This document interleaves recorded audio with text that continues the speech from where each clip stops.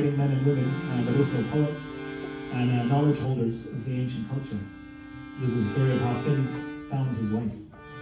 And he found her when he was out hunting one day, and there was nothing that these old folks loved more than the hunt. And they would go out with their dogs and with their spears. This was in the time before even bows and arrows. And they would journey to the places on the land where the dogs would pick up a scent, and then they would be on the chase of the deer for hours or sometimes a day. And they say that on this day, Fionn was out hunting with some of the Fianna, and we know that men and women were part of the Fianna, warriors and hunters. And they picked up the trail of the deer, and all the dogs were on the deer, and this deer ran so fast that none of the dogs could keep up, and none of the other fighters could keep up, until it was just Fionn and his two favorite dogs, Bran and Skillan. And they say that those dogs had the wits of humans, and that's why Fionn trusted them so well.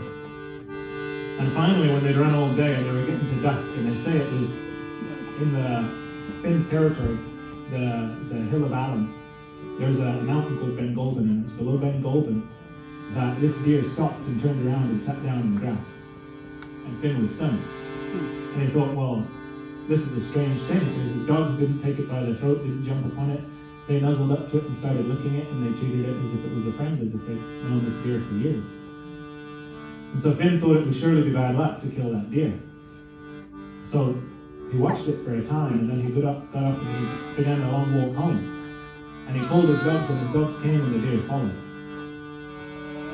And he walked the long way he knew back to the rath. His rath would be his castle, or his circle of stones, this fortress of the old times, which would be little more than a simple shelter, but fortified with walls of stone, where a huge encampment of perhaps 100 or 200 people might live for a time.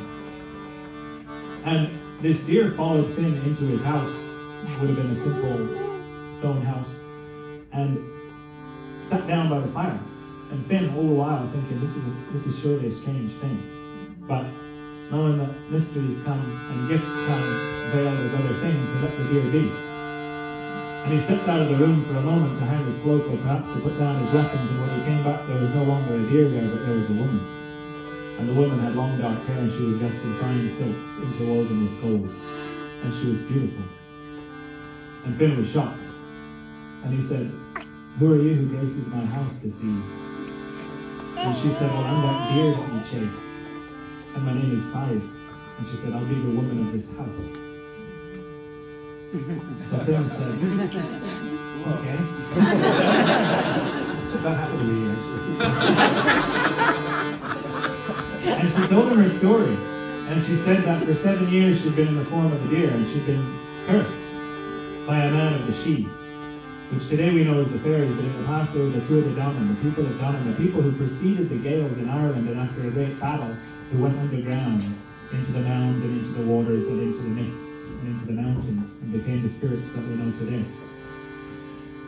And she was of the Sidhe, but she was also cursed by this enemy druid of the Sidhe, and she was put into a deer's form, and it was to be for the rest of her days.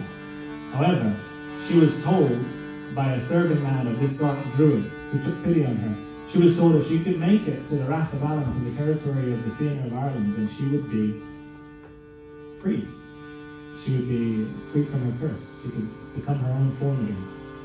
And so she said, "And that's why I made my way here. And now you liberated me from that curse. And now I'll be the woman of this house." So they say they gave their love to each other, and they were married from then. And they say that Fionn was so enamored that he even left off the hunting. There was nothing he loved more than the hunt, that he left off his hunting. And he wanted to spend every minute with Sadbh. And they wanted to spend every minute with each other. And they passed the days just wandering in the hills and whispering in each other's ears and sitting down by the fire and doing what lovers do. But of course there came a time when Fionn was called on for his leadership, and there was a war. And they say it was the men of Lochlan. Lochlan was the old name for Norway, who were coming down from the north, and Fionn was needed to protect the borders of Ireland. This was the role of the Fianna. They protected the borders of the territory, not because they felt like owners of it, but because they understood that their culture had a deep and spiritual agreement with that place that they had to protect, so that the place would survive and keep the people thriving. So Fionn had to go and defend the borders. And he was away for only a week, they said. It wasn't a long battle. But when he came home, he walked across the plain of Alan, and he was surprised that he didn't see his wife running to greet him. And he was surprised when he walked into the rath that he saw his serving men standing there with their eyes downcast, and he said, "What's happened? Where's the grace of Alan? Where's my wife?" And they said, "Finn, it's a sad thing we have to tell you. Not 3 days ago, a man came here walking across the plain, and he had your likeness. And he was walking with 2 dogs who had the likeness of your 2 dogs, Bran and Skillan. And your wife, although we tried to hold her back, she went running across the plain. And she said, 'Let me have my husband. Let me get to him, the father of my child, the father of the one who is not born. Let me get to him.' And she ran across the plain. And when she approached this figure, he no longer had your likeness. He had the likeness of a tall man with a dark hood. And this man pulled a wand from his cloak, and he struck her. And she turned into the form of a deer. And it's 3 times that she tried to run back towards the raft. And it's 3 times that those dogs ran and grabbed her by the throat and dragged her back. And they said, we didn't delay but to grab our weapons in haste out there. But when we reached the point where they had been, we saw no dog, we saw no deer, and we saw no tall men. And we heard only footfalls. And we tried to chase after them, but wherever we went, each one of us heard those footfalls in a different quarter. And mist descended upon the plain, and we could do nothing but return to the house. And on hearing this, Finn said no words, but he closed his fist and he began striking his chest. And he walked to a private place, and no one saw him for 3 days. For 3 days and nights, he was grieving. And after that, he was searching. He was searching for his beloved. And he traveled across mountains and glens and lakes. And they say for years, he did nothing but search for her. And it was 7 years later, when he'd all but given up the search, that he came again to beneath that mountain Ben Golden. And he was with his dogs again. And this time he was with members of the Fionn, because they were on a hunt. And they came across a clearing, and the dogs were barking ahead. And all the hunters, they wondered if they'd surrounded a deer. But they heard something like a dog fight, and when they approached the clearing, they saw a strange sight. They saw 20 dogs surrounding the 5 dogs of Finn, who were protecting whatever was in the center of that circle and wouldn't let the other dogs get to it. And in the center of the circle, there was not a deer, but there was a boy. And the boy had maybe 6 years, 5 or 6 years. And he had blonde and curly hair, and he was naked, had a stitch of clothing on. And what was strange was to look at the boy and realize he had no fear of the dogs, but he had a far greater fear of the humans. So as they approached him, he tried to escape, leaping over dogs and dodging teeth and claws, but they managed to grab him. And they knew they had to take him home, and they had to take care of him, and they had to get the wild out of him. And they say that they brought him back to the house, and soon enough, after he'd had food and drink, he settled. They warmed him up by the fire, and they gave him clothes, and he saw that he'd be taken care of here. And they say that after only a few days, he began to adopt their speech. And after only a few weeks, he told them his story. He told them that he remembered all his life since being a baby, following a deer around that he loved very much. And he remembered that in the summer they would eat roots and leaves and berries. And he remembered that in the winter they would go to a cave where some food would be left for them. And he said his mother would sometimes talk to a tall cloaked figure. And sometimes their voices would be soft, and sometimes they would rise to anger. But there would be food left for them on the coldest days. And he said that the last he remembered of that deer who he loved was that one winter they went to the cave, and he heard the man's voice rise from softness to anger. And he pulled a rod from his cloak, and he struck his deer. He struck his mother, struck the deer. And when he walked away, she followed him, and she was staring back. She was looking at her boy, and he couldn't follow her. He tried to follow her, but he couldn't keep up. And all the while, she was glancing back at him, and she had a look of deep sadness in her eyes. And he said that he searched and searched, but he found himself in a place of high walls, a place of cliffs, a place a glen that he couldn't escape. And he learned to live on his own. And then he remembered being found by the dogs. And so Finn was sure at that point that this was his own son. And all of the Fionn, they adopted him as their own.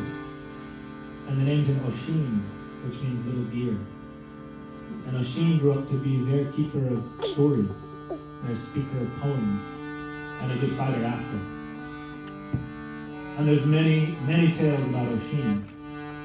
But this one seems to tell of a hunter who doesn't need to pursue a deer simply to eat, but he pursues a deer for a deeper form of nourishment, to feed a deeper relationship. And he indeed fell in love with a woman who was a deer. And this deer, for some reason, his deepest love, he could not possess. And she had to return to the wild. And this seems to hold the character of many stories across the world about this beloved figure who sometimes wears the skin of an animal and sometimes marries a human and endures the tension of being both human but also from another place, from a wilder place, and longing to go home.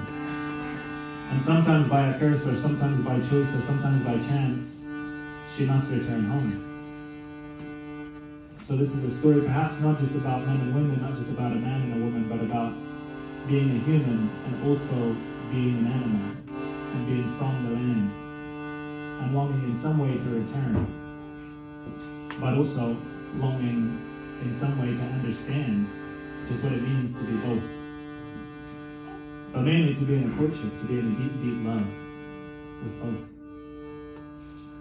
So this seems to be what the tradition and lots of old land-based traditions express, that a beloved figure is not simply a human beloved, but is also the love of tradition, is also the love of homeland, is the love of being of a people. And that beautiful, complex context is what feeds us on the deepest level. So we're going to sing a song that talks about that too. We're going to play a very, very, very old song called Leg and Love, and sometimes in the winter it feels like it will never stop. Your emotions plummet, work becomes hard, food becomes scarce, even in our day and age.